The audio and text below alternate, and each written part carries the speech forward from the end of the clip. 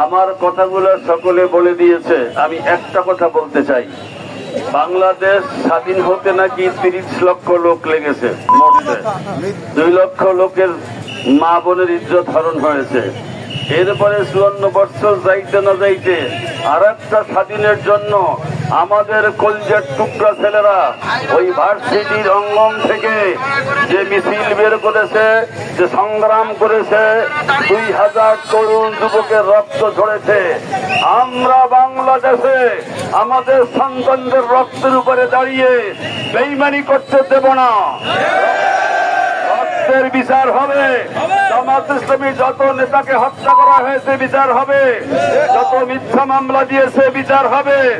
যদি কোন স্বৈরাচার এই কথার থেকে ফিরে এসে স্বৈরাচারের দোসররা দেশ শাসন করতে চায়, আমরা 1 ইঞ্চি জমিও স্বৈরাচারদের জন্য ছেড়ে দেব না।